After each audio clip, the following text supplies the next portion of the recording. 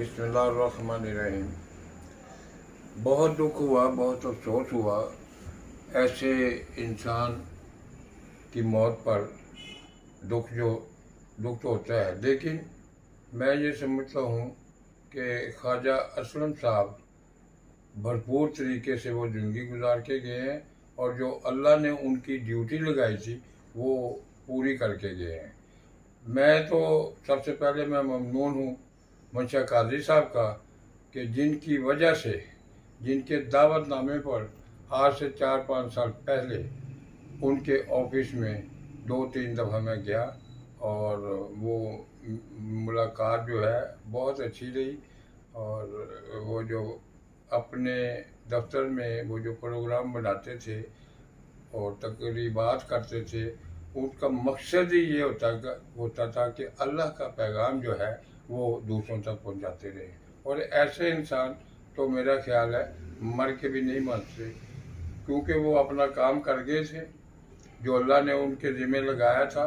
तो अल्लाह से ही इंसान आता है, अल्लाह ही भेजता है और अल्लाह ही वापस बुला लेता है। तो मैं ये समझता हूँ बड़ी भरपूर और कामयाब ज़िंदगी गुजार के गए। बहरहाल ये अफसोस अपनी जगह पे है कि फिर हमें ये सोचता है कि अब हम उनको ज़ियारत नहीं कर सकेंगे, लेकिन उनके ख़यालात जो हैं वो हमारे जहनों में महफूज हैं और उनकी तस्वीर जो है वो नक्श है हमारे दिल में। और वो जो काम करके गए हैं, वो जो तारीफ़ और तौसीफ़ है उनकी, वो हमेशा हमारे दिल में ज़िंदा रहेगी।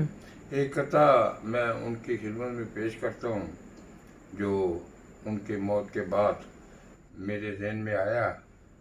वो ऐसे है कि करते हैं ज़माने में जो काम ताबिंदा, करते हैं ज़माने में जो काम ताबिंदा, अब तक उनका रहता है जहाँ पर नाम ताबिंदा। फहम इदराक की शम्में जलाकर जो भी जाते हैं, फहम इदराक की शम्में जलाकर जो भी जाते हैं, उन्हीं के दम कदम से हैं ये सुबह शाम ताबिंदा। किसी भी अल्लाह के नेक बंदे के लिए दुआ करने का जो मकसद है वो असल में सआदत हासिल करना है। जो दुआ करने वाले के लिए वो बेहतर है, वरना वो ख्वाजा साहब तो अपना काम बाहसन और खूबी वो निभा गए हैं। बहरहाल दुआ जो है उनके लिए ज़रूर है, जो दिल से उठती है।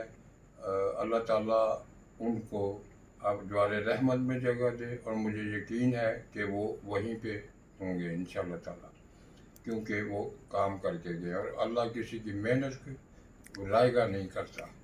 तो अल्लाह ताला उनको द्वारे रहमत में जगह दे और ख़ास जगह पे पंचन पाक के कुर्बत में उनको जगह मिले। और यही दुआ है दिल से।